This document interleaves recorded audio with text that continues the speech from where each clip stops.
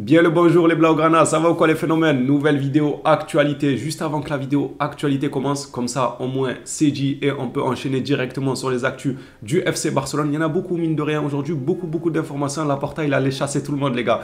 On a tourné autour de Laporta, ça a tourné autour de Laporta, il est en train de prendre cher là avec ses faux documents, tout ça, Séferin ou Séferine, je ne sais comment il s'appelle le président de l'UEFA, il a tourné autour de Laporta lui aussi et du FC Barcelone, il commence à prendre cher lui aussi, il fallait pas chercher Laporta. Juste avant que cette vidéo commence, récemment je vous ai présenté mon sponsor de vente de maillots de foot. Le lien se trouve dans la description. J'ai oublié de vous dire qu'il y a une énorme promotion en ce moment même. Pour 2 maillots achetés, vous pouvez avoir un maillot gratuit. Pour 4 maillots achetés, jusqu'à 2 maillots gratuits. Et pour 6 maillots achetés, jusqu'à 3 maillots offerts. C'est juste énorme et je voulais vous le dire vu que j'ai oublié de le dire dans la précédente vidéo. Comme ça, vous êtes au courant. Pour ceux qui veulent, n'hésitez pas. Le lien il est dans la description. Vous aurez aussi mon code promo. Maintenant que ça c'est dit, on va enchaîner sur les informations mercato. J'espère que de votre côté, tout va bien. De mon côté, franchement, ça va. On s'en est remis un peu de la claque qu'on a pris là face au merengue. Mais par contre, je suis tombé sur une statistique assez intéressante. Franchement, assez intéressante et très alarmante. Très alarmante dans le sens où, apparemment, il n'y a pas de quoi s'alarmer. Au Barça, s'il y en a beaucoup de blessés, voilà, c'est le hasard, tout ça. Il y a une statistique qui, elle, ne trompe pas. Comme on dit, les hommes montent, mais pas les chiffres. Et vous allez voir en chiffres que c'est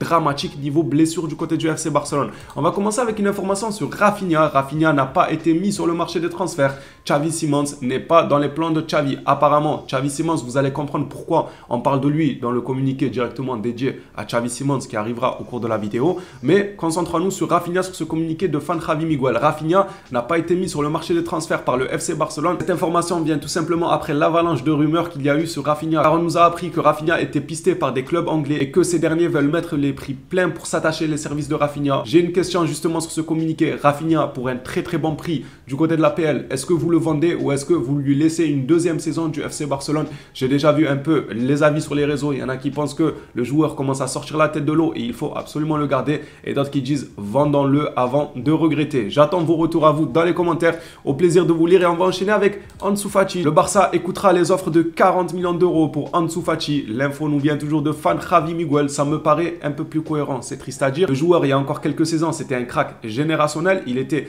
excellent. Quelques saisons plus tard, sa cote, elle baisse à 40 millions, sachant qu'on lui avait fait signer une clause à combien? 900 millions, 1 milliard. On lui avait fait signer une clause colossale. Elle était juste énorme, la clause qu'il a signée Ansu Fati, pour qu'au final, on veut discuter autour de 40 millions. Mais bon, son niveau actuel vaut ce prix-là en réalité. Et encore, je suis sympa. Parce qu'il y a quelques jours là, apparemment, le Barça demandait autour des 100 millions à Manchester City. Moi, je disais, si Manchester City achète Fati à 100 millions, mais on fait un braquage. Mais bien sûr qu'on le vend 100 millions. C'était trop beau pour être vrai. Aucun club, mais aucun, va mettre 100 millions sur Ansu Fati dans l'état actuel. S'il retrouve des couleurs et qu'il redevient très bon, pourquoi pas, bien sûr, sa cote grimpera. Mais en l'état actuel, mais jamais de la vie. Personne, faut être fou pour mettre 100 millions. C'est pour ça que là, s'il y a un club, là, il fait l'erreur, 100 millions.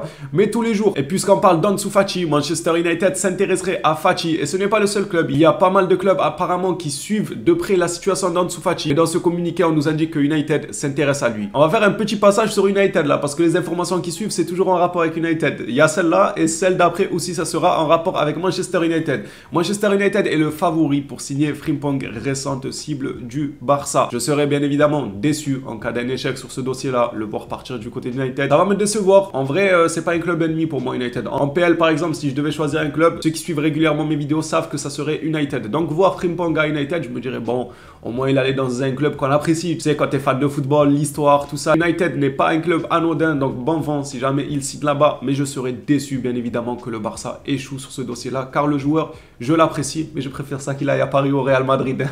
Je m'en pas Paris au Real Madrid, va United, c'est bien mieux. Après, le Paris Saint-Germain, eux, n'ont pas forcément besoin de Dédé. Ils ont Hakimi, même si ces derniers temps, c'est pas top de son côté.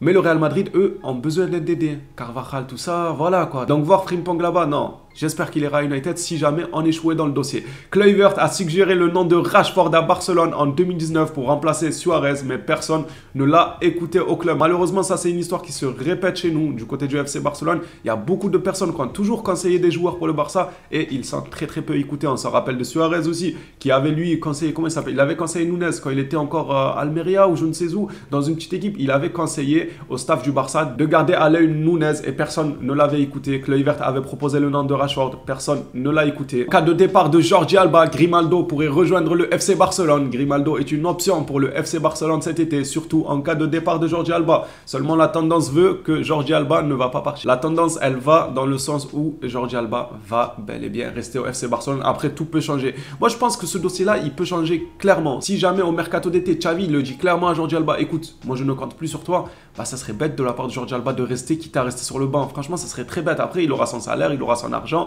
il va s'empiffrer, ça, il n'y a aucun souci. Mais côté sportif, ça serait très bête. Au lieu d'aller dans un autre club, relever un nouveau challenge et tout. Donc pour moi, Xavi a ce dossier entre les mains. Si jamais il lui dit vraiment dans les yeux, je ne compte vraiment pas sur toi, tu ne vas jouer même pas la moindre minute. La saison prochaine, là, tu joues même pas une seconde sur le terrain. Jordi Alba peut-être pourrait se lever d'un bon pied, un bon matin et se dire oui, bon allez, le respect n'est plus servi à table. Je prends mes clics et mes claques et je pars dans un autre club. Ça fera plaisir à tout le monde. Nico, ça fait un moment qu'on n'en a pas parlé de ce joueur. Tous les joueurs qui sont partis en prêt, s'il y en a un qui fait parler de lui, c'est Abdé. Abdé, je vois là, il met le feu. Tout à l'heure, il a mis un doublé encore contre Osasuna dans un très joli but. Des dribbles réussis, des statistiques juste magnifiques de la part de Abdé. Mais Nico, il passe un peu sous silence, on n'en entend pas énormément parler. Séville de leur côté sont intéressés par le joueur. Séville est intéressé par la signature de Nico Gonzalez qui rêve de triompher au FC Barcelone. Le dossier d'Ousmane Dembélé va être un feuilleton à suivre aussi cet été. Le FC Barcelone voudra certainement le prolonger et d'autres clubs voudront certainement venir l'arracher car il a une clause libératoire qui n'est pas très haute. Les pourparlers contractuels avec Ousmane Dembélé sont actuellement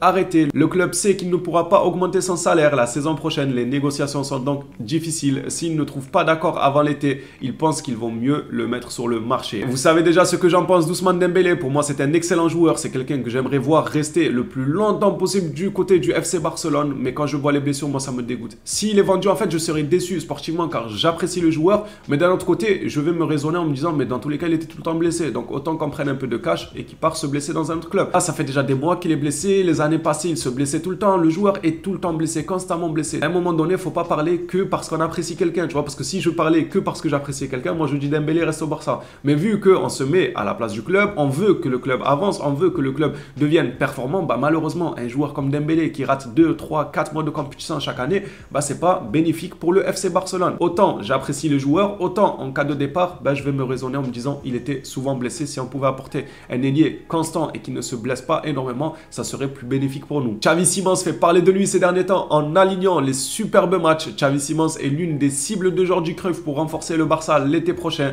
La situation économique peut entraver le processus, mais si Xavi le veut, des formules peuvent être trouvées. Dans d'autres communiqués, on nous dit que Xavi pour l'instant n'est pas très chaud vers cette option, mais j'ai envie de dire à Xavi, mais tu es chaud pour quelle option?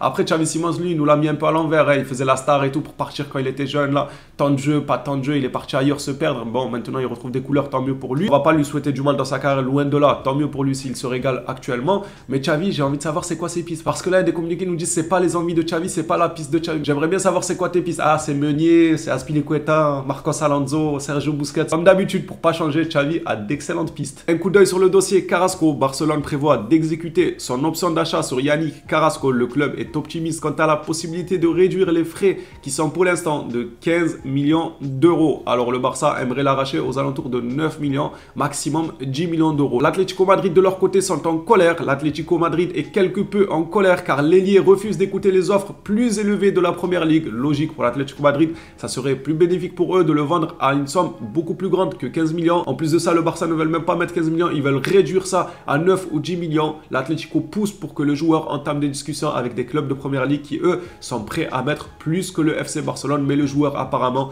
a envie de rester en Liga, d'aller au FC Barcelone et de tout simplement pas écouter les offres de PL. Le président de l'UEFA lui aussi va se manger une sauce car il est tout simplement accusé d'avoir falsifié des documents sur son CV. Si tel est le cas, il ne remplirait pas les conditions minimales pour être président de l'UEFA. Car oui, vous vous en doutez, être président de l'UEFA, il faut des compétences. Sauf que le gars, apparemment, il s'est pointé avec un CV, il a menti dans ses compétences. Après, on connaît tous quelqu'un dans notre entourage qui l'a fait ça. Il s'est pointé pour un job et dans son CV, il a menti. Il a dit des choses qu'il n'a pas fait, ce menteur. Nous, on l'a vu chômer, rien faire de ses journées, jouer au ballon et dans son CV, il dit ouais, j'ai travaillé telle entreprise. Apparemment, le président de l'UEFA est accusé de ça et c'est tant mieux. Après Tebas, maintenant, c'est au tour du président de l'UEFA. Il fallait tout simplement pas chercher Laporta. La jeune pépite qui intéresse le FC Barcelone, Arda Güler, joueur qui peut jouer en 10 ou bien en tant qu'ailier. Barcelone s'intéresse de plus en plus à Arda Güler. Il coûterait environ 20 millions d'euros. C'est une somme quand même. Après, il est annoncé comme étant un crack générationnel. Mais bon, le dernier qui a été annoncé comme ça, là-bas, là, championnat turc, comment il s'appelle? Emre, c'est ça, oui, il a fini à Dortmund, tout ça. Il est où? Il est passé, il joue où, les gars? Je ne sais même pas dans quel club il joue, Emre. Pourtant, il était annoncé comme un crack générationnel,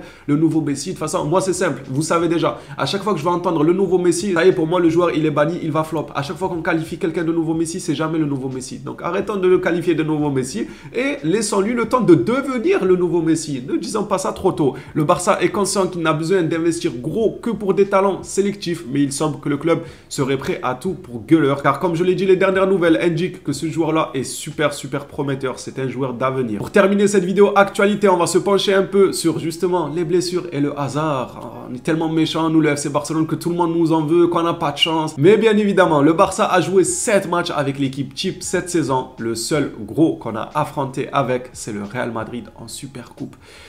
Vous vous en rendez compte? On a joué seulement 7 matchs avec l'équipe type entière. 7 matchs dans une saison entière. Tu as joué que 7 matchs avec ton 11 type. Mais c'est dramatique, c'est un truc de malade mental. C'est pour ça que je me répète toujours en disant que ce n'est pas du hasard. Il y a un problème quelque part dans la préparation, dans la gestion du joueur. Et ça, c'est sûr et certain. Tu ne peux pas aligner ton 11 sur 7 matchs. À peine 7 matchs, tu as aligné ton 11 titulaire. C'est de la folie. On ne va pas trop s'attarder dessus. Espérons juste que ça s'améliore. Les Blaugrana, cette vidéo actualité touche à sa fin. Merci à toi si tu l'as suivi jusqu'ici. On se revoit à une prochaine vidéo sur le FC Barcelone. D'ici là, je vous dis, prenez soin de vous les phénomènes.